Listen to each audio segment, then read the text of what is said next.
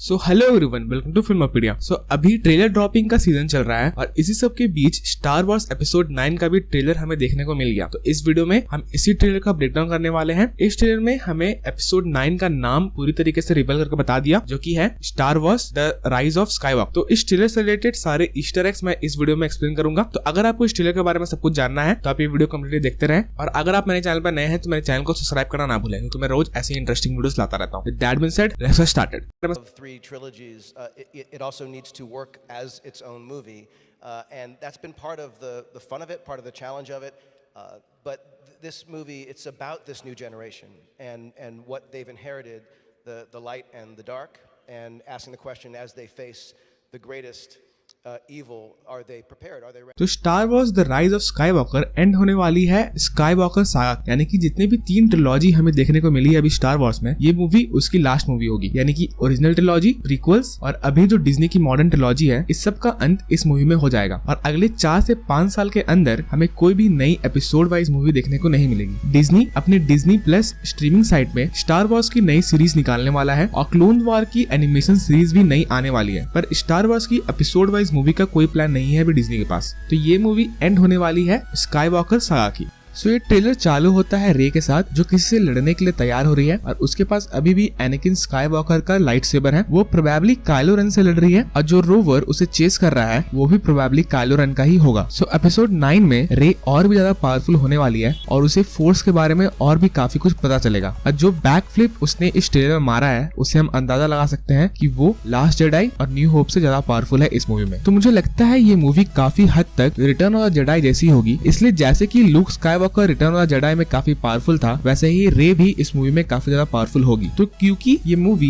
Return of the Jedi जैसी होने वाली है, तो रे, पॉप और फिन जिस प्लैनेट में हमें देखने को मिले हैं, यानी जिस डेजर्ट प्लैनेट में हमें देखने को मिले हैं, वो प्रोबेबली टैटूइन या जाकू हो सकता है। अब ऐसा भी हो सकता है कि ये कोई डिफरेंट प्लैनेट्स हो, पर अगर स्टूडियो को रिटर्न ऑफ जेडाई का रेफरेंस इस मूवी में देना होगा तो हो सकता है इस दोनों प्लैनेट का यूज मूवी में हो। इसके बाद हम एक नए सिटी को देखते हैं जो कि बादलों के बीच में बसा हुआ है और जिसके तरफ एक नया रोवर जा रहा है। तो ये सिटी प्रोबेबली लैंडो की सिटी होगी, क्योंकि जैसे कि रिटर्न ऑफ जेडाई में हमारे हीरोज लैंडो की सिटी में गए थे, यानी कि द सिटी ऑफ क्लाउड्स में, तो वैसा ही सेम टू सेम सिटी ये लग रहा है, क्योंकि इसका चारों ओर बादल है और ये पहाड़ों पे बसा हुआ है। और इस ट्रेलर में हमें लैंडो भी देखने को मिला है चुई के साथ, इसलिए प्रोबेबली लैंडो का बड़ा रोल होगा इस मूवी में। इसके बाद हम काइलो रेन को देखते हैं जो कि किसी फॉरेस्ट में रेजिस्टेंस से लड़ रहा है और वो फॉरेस्ट बिल्कुल लाल दिख रहा है। अब हो सकता है ये सिंपली वीएफएक्स हो, पर ऐसा भी हो सकता है कि इस फाइट के समय कोई बड़ा सा वेपन चल रहा हो, जैसा कि हमें लास्ट जेडाई में देखने को मिला था। इसके बाद हम काइलो रेन का नया हेलमेट देखते हैं जिसके ऊपर रेड कलर के स्ट्रैप्स बना रहा है काइलो रेन, और अगर वो हेलमेट इस मूवी में पहनेगा तो ये काफी कूल लगेगा। इसके बाद हम BB-8 और एक नए ड्रॉइड DO को देखते हैं इस ट्रेलर में, और प्रिंसेस लेया और रे को हग करते हुए देखते हैं। इस मूवी में प्रोबेबली प्रिंसेस लेया का डेथ हो जाएगा, क्योंकि प्रिंसेस लेया को प्ले करने वाली एक्ट्रेस कैरी फिशर का डेथ 2016 में ही हो चुका है, पर उन्होंने काफी सारे सीन्स शूट किए थे इस मूवी के लिए, इसलिए वो लास्टली इस मूवी में दिखेंगी, पर इसके बाद की किसी भी मूवी में उनका दिखना मुश्किल लग रहा है। सो इसके बाद ट्रेलर के लास्ट में हम देखते हैं कि हमारे सारे हीरोज किसी मलबे के पास आए हैं और वो मलबा हो सकता है कि डेथ स्टार 2 यानी कि रिटर्न ऑफ द जेडाई के डेथ स्टार का होगा, क्योंकि उस समय हमें मार्क हैमिल का वॉइस ओवर सुनने को मिलता है जहाँ पर वो बोलते हैं कि no one is really gone forever. इसका मतलब इस मूवी में एम्परर पैलेपाटाइन से रिलेटेड कुछ ना कुछ इवेंट होने वाला है और इसलिए इस मूवी के लास्ट में हमें एम्परर का लाफ भी सुनने को मिलता है। तो जब ये ट्रेलर रिलीज किया गया तो जे एब्रम ने प्रेस कॉन्फ्रेंस में ये कहा कि हो सकता है इस मूवी में कोई